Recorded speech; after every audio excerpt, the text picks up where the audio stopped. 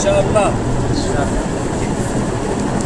तो اس میں کچھ بولنے سے پہلے میں عرض کر دوں ہمارے جو آئے ہوئے ہیں مہمان، اب تو ان کا بہت بہت استقبال ہے، دل سے خوش آمدید سواگتم۔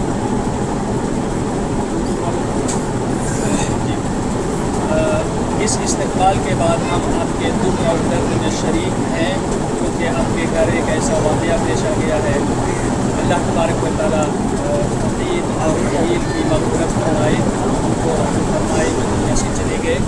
اتفاق ہے یہ اللہ تعالیٰ کی طرف سے، یہ ایک ہی گھر میں بڑی بہن جو اللہ تعالیٰ نے بیوہ کر دیا اور چھوٹے بھائی کی شادی ایک ہی دن، تو یہ عجیب سا اتفاق اللہ تبارک و تعالیٰ کی مشیت ہے، اس کو کوئی کچھ کہہ نہیں سکتا ہے۔ ہم صرف یہی کہیں گے کہ انا للہ و انا الیہ راجعون۔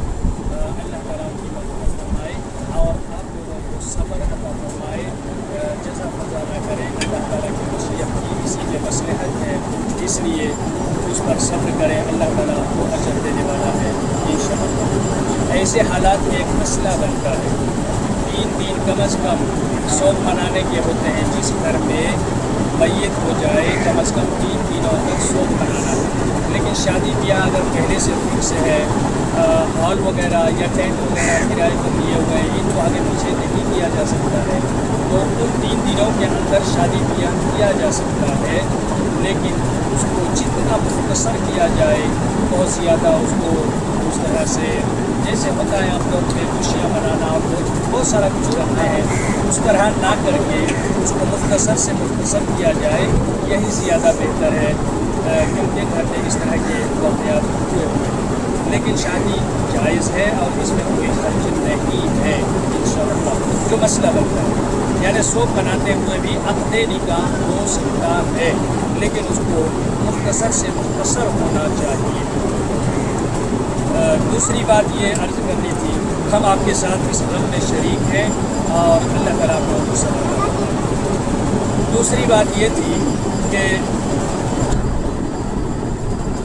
ہم یہ جو عقد نکاح کہہ رہے ہیں، یہ سنت ہے اللہ کے رسول صلی اللہ علیہ وسلم، اور سنت جیسے ہم نماز ادا کرتے ہیں، سنت نماز پڑھتے ہیں، تو ہمارے لیے سب سے پہلے طہارت حاصل کرنا ہے۔ اگر نہائے نہیں ہے تو نہانا پڑے گا، اس کے بعد وضو کرنا پڑے گا، اس کے بعد پاک صاف کپڑے پہننے ہوں گے، پھر پاک صاف جگہ پر کھڑے ہو کے قبلہ کی طرف منہ کرنا ہوگا، پھر اللہ اکبر کہہ کر 2 رکعت پڑھیں گے، تب وہ سنت نماز ہوگی۔ نہایا نہیں، وضو نہیں کیا، کچھ بھی نہیں، ایسے کھڑے ہو گئے، نماز ہونی چاہیے۔ اس کو کوئی سنت کہے گا؟ یہ کوئی سنت نہیں ہے۔ اگر نکاح سنت ہے تو اس کو اسی طریقے سے کرنا ہوگا جیسے سنت نماز کو طریقے سے ادا کریں تو وہ سنت نماز ہے۔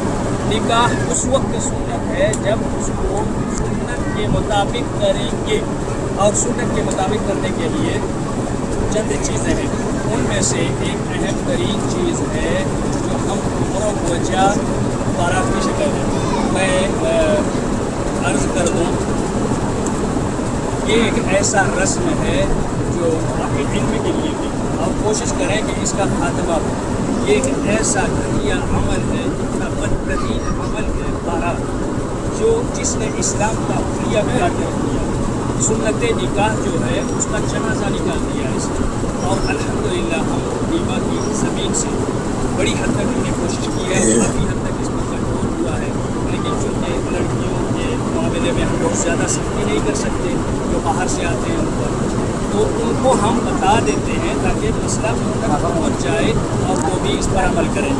اس میں ہوتا کیا ہے، بارات جو ہے یہ غیر اسلامی طریقہ ہے، اور جتنے بھی خرافات اور جتنی بھی برائیاں ہیں ساری اسی سے ریلیٹڈ ہو جاتی ہیں، اس لیے اسے ختم کرنا ضروری ہے۔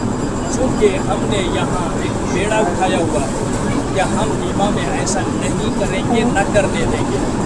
تو آج چونکہ آپ لوگوں کو علم نہیں تھا، آپ لوگوں نے ایک بڑی تعداد بارات کی شکل میں یہاں تشریف لائے ہوئے ہیں، چونکہ ہم نے پروگرام بنایا ہوا یہاں کوئی بھی نکاح نہیں پڑھائے گا، اور میں نے اس کو انکار کیا ہوا تھا، اور میں نے صاف انکار کیا ہوا تھا کہ کوئی ہمارے نیما کے عالموں میں سے نکاح نہیں پڑھائے گا۔ मेरी एक मजबूरी हुई, मेरे वालिद साहब, उन्होंने मुझे उनके साथ वालिद के सामने से उठना पड़ता है और ये उन मसाइल में से है जिनमें मेरी मजबूरी, तो उन्होंने मुझे मजबूर किया और मैं आपके सामने खड़ा हूँ, लेकिन इस शर्त पर कि मैं उधार नहीं रखूँगा, नगद अब तक पहुँचा दूँगा। तो इसलिए मैं अपनी बात आप तक पहुँचा रहा हूँ। ये एक अच्छा अमल नहीं है। हिंदुओं से हमने एडॉप्ट किया है बारात को। बारात हमसे ख़त्म होना चाहिए, मुसलमानों से, चाहे जामतौला के हो चाहे निकाह के हो। जो इस्लाम का काम है ही नहीं उसे क्यों करना। तो ये बारात का सिस्टम पूरा का पूरा ख़त्म होना चाहिए। इस्लाम के तरीक़े में, इस्लाम किसको कहता है, निकाह में मसनून निकाह यानी सुन्नत के तरीक़े पर निकाह हो तो सुन्नत है। किसको कहते हैं, उसमें चंद चीज़ें बताना चाहूँगा। नंबर 1, यानी लड़का लड़का अगर मिल के निकाह करना है तो निकाह होता है, निकाह होता है सरदार जी, निकाह होता है लड़का लड़का, हो जाएगा नहीं होगा ना।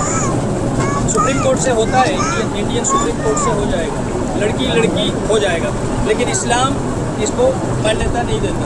इस्लाम कहता है लड़का लड़की दो होने चाहिए, दो जिन्स होना चाहिए, लड़का और लड़की, तभी निकाह होगा इस्लाम में, वरना सुप्रीम कोर्ट तक निकाह माना जाएगा, लड़का लड़का लड़की लड़की हो जाएगा सुप्रीम कोर्ट, लेकिन अल्लाह के यहाँ जिसको हम निकाह मसनून निकाह कहते हैं वो नहीं होगा, वो हराम होगा, पूरी ज़िंदगी हराम होगा। तो लड़का और लड़की होना चाहिए मौजूद।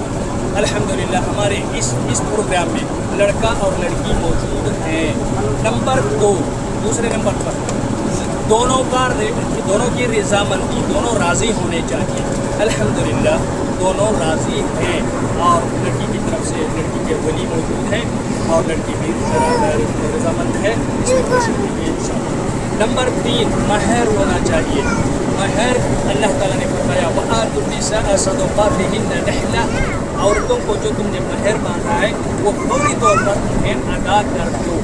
महर ही है, एक अजनबी औरत है, उससे अगर कोई मिलता है आदमी तो हराम है, ये ज़िनाकारी है, लेकिन उसको हलाल करने का जो सबसे बड़ा ज़रिया है, माध्यम है, वो क्या है, यही महर का पैसा है।